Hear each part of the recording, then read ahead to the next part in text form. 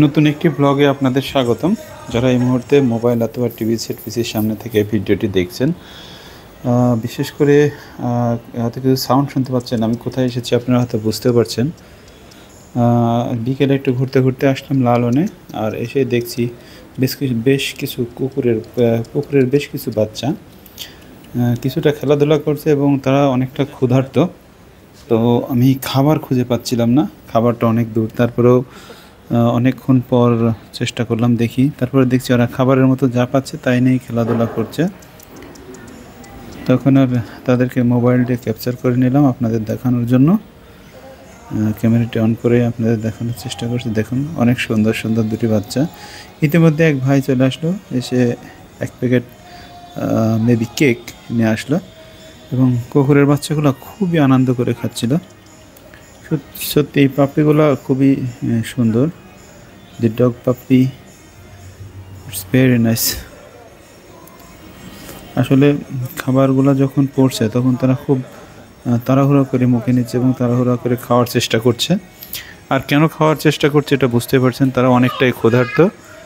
আর এই ক্ষুধার্ত কুকুরের বাচ্চা দেখলে আমার খুব খারাপ লাগে। আমিও চেষ্টা করি যে আশেপাশে যদি কোথাও খাবার থাকে তাহলে খাবারগুলো কিনে খাওয়াতে। আসলে আমরা যদি না খাওয়াই তাহলে তারা কোথায় পাবে। আমার পাশে এক ভাই আসছিল, এই যে দেখতে পাচ্ছেন, আমি আর আগে একটা শর্ট ভিডিওতে এই যে এই অসুস্থ বাচ্চাটাকে দেখাচ্ছিলাম যে তার দুটি পায়ে সমস্যা, কিন্তু সে হাঁটতে পারে যদিও, বাট পাগুলো দুই দিকে চলে যায়। তারপরে সে অনেক কষ্ট করে হাঁটে, কাঁপতে থাকে। আমি খুব আমার বাচ্চাও গেছিলাম, বলতেছিলাম যে বাচ্চাগুলো কিছু খাওয়ানো দরকার। তো আসলে আল্লাহ একটা ব্যবস্থা করে দেয়। পাশে দেখলাম এক ভাই চলে এসেছে এবং খাওয়াচ্ছে, খুবই ভালো লাগলো। ভাইয়ের সাথে আমিও কথোপকথন করছিলাম।